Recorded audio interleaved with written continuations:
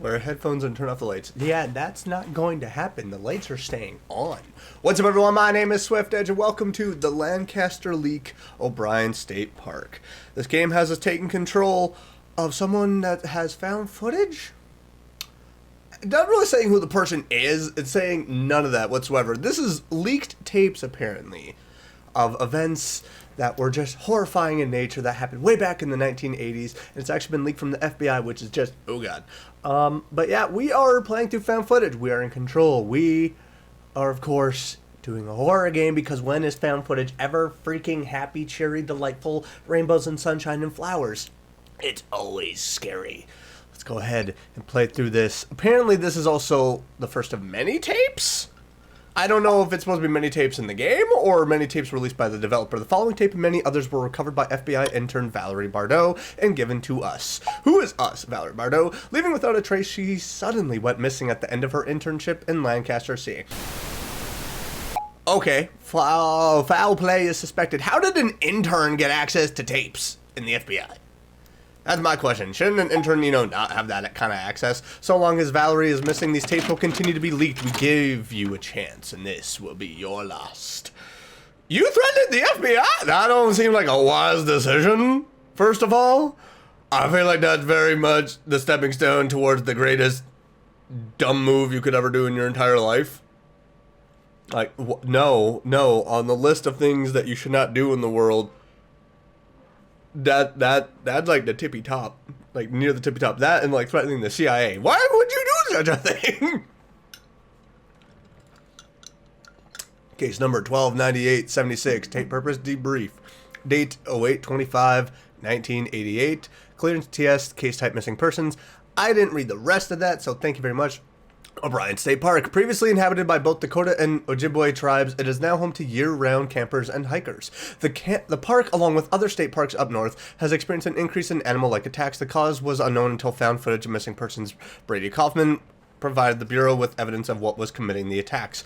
Oh, that's terrifying when he goes like, it was suspected animals. Now, on August 25th, 1988, Brady Kaufman, a 59-year-old male, visited O'Brien State Park unaccompanied. The subject's behavior during his visit was unusual, as he intermittently started recording at various times. Medical records revealed no history of mental health concerns.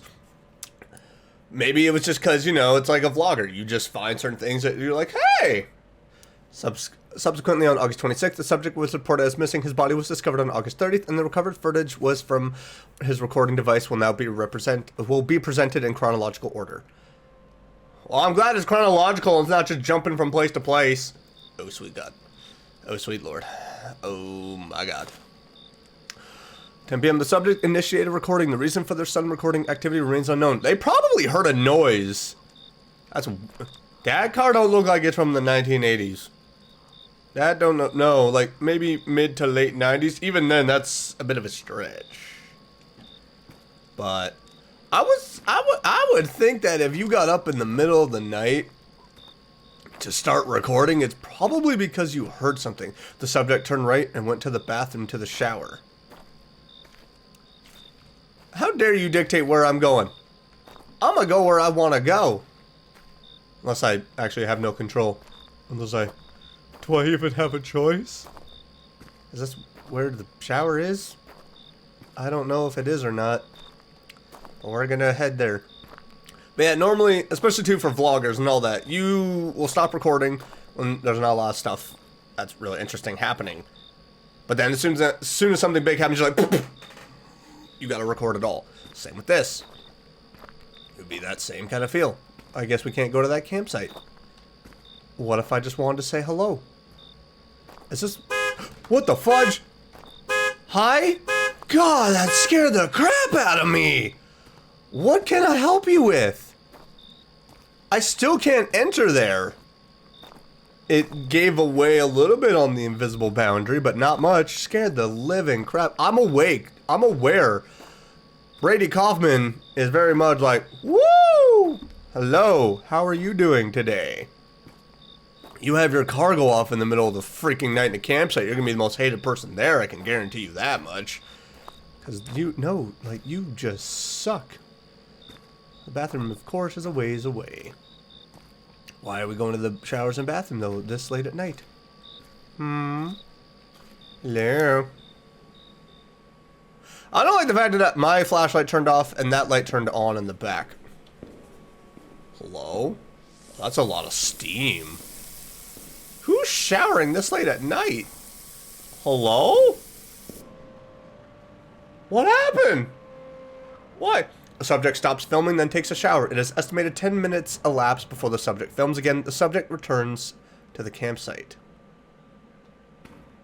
Okay. Yeah, I can remember. I was about to say, like, do I even remember where I'm going? Here's to hoping. I hope someone lights a candle, because it's gonna be stinky in there. At least the door's open to air it all out. Thank God for that. Okay, so now we're just gonna make our way back down the path. We're not gonna worry about nothing. I would probably, depending on where I was going camping, because the areas around my province they're not really known for bears or nothing. And coyotes mainly. But even then, there's too much noise going on. But if I had to go, say, in Alberta or other provinces that, you know, might have the reputation for bear visits, bear mace. Bear mace and maybe a hatchet on my side will scare the crap out of a lot of people that are around, but at the same time, I get to live. I get to stay in one piece. And that's all that matters. Maybe an air horn too. Ah, the sounds of nature. It's beautiful, isn't it? It's wonderful. I don't know why I'm doing accents now. It's just suddenly happened. Okay, but I'm back at my campsite. It's good. It's great. Why is there a random person at my campsite? Hello? Who are you? Upon return to the campsite, an unknown figure stands near the subject's tent. Neither campground records nor witnesses recall seeing a white male of this profile. While this person was here or who they are still remains unknown, but is not being actively pursued. I would actively pursue that, first of all. Largest jump of times happens at this point with an estimate of 1 to 2 hours time elapsed. The recordings resumes with the subject 2 miles in the Hardwood Hills Loop. Why the subject started the hike is not relevant to the Bureau's involvement. So the person's, I'm assuming this person ends up dead, and you're not calling into question why they doing what they doing at night.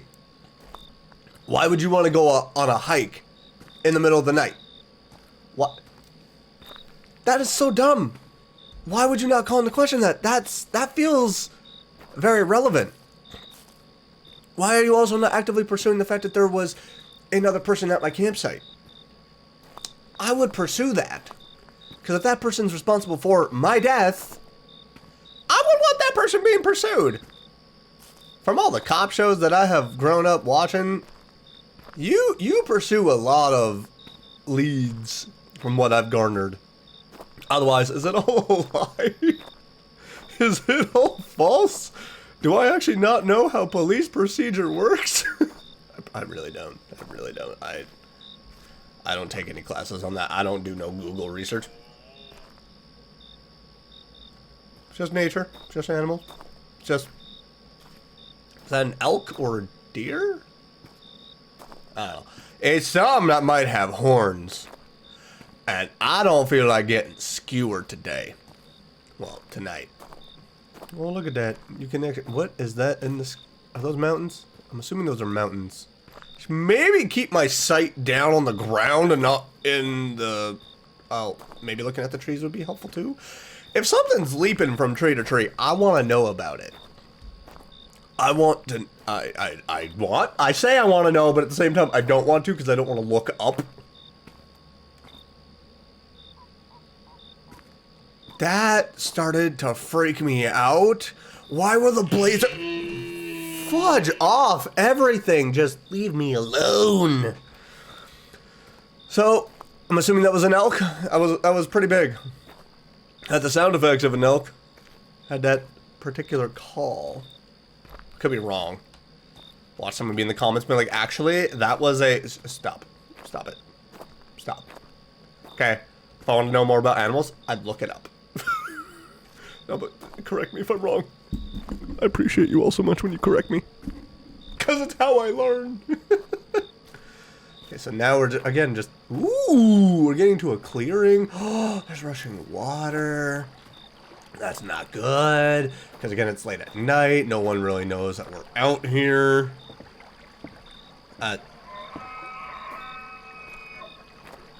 Was that a good call, or was that a call of, oh crap, run away? I'm not really brushed up on the calls of animals and what the different tones could mean. I don't know if it's good or bad. So I'm just going to continue on my stroll and hope for the best, despite the fact that I know that this is found footage, meaning the footage was found randomly in an odd, peculiar place. I mean, this is on a trail, so it's going to be found on the trail, but found footage usually means the people that were recording were dead. Kinda like that poor animal right there. That's sad. The deceased deer was killed by entity. Entity? Okay, so it's a deer. What do you mean, entity? What the fuck do you mean, entity? Subject encountered diseased deer attacked by entity. The film abruptly ends after subject detects entity in vicinity. Subject needs to move his legs. Subject exhibits distress and flees off trail. Entity pursues subject and can be heard in proximity. Subject resumes filming approximately 4 minutes after pause. This marks the final pause. So I have exactly 4 minutes. Is that what you're telling me? I have exactly 4 minutes before I get killed. Subject is audible for the first time displaying emotions of fear. Gee, I wonder why the emotions and audibility of fear is present. The subject begins running as multiple sounds of entities surround him.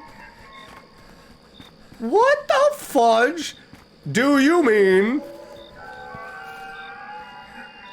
by entities? Oh my god, is it shapeshifters? Is it skinwalkers? Is it wendigos? Is it weredeers? What's going on here? Oh my god. Oh my god. Oh my god. I hate it. I hate it. The fact that I know that I'm going to die just makes this so much worse. Like, knowing that you're going to die in a game is never fun. Because now it's like, well, when's it going to happen? I mean, it's in 4 minutes, so around 11 minutes, right? Dude, I'm hearing... Oh, God! Fudge me! Subject struggles against entity but gets away. The camera is severely damaged. I don't feel like I got away. Subject drops flashlight and then camera creates a shadow backdrop. That's a Wendigo.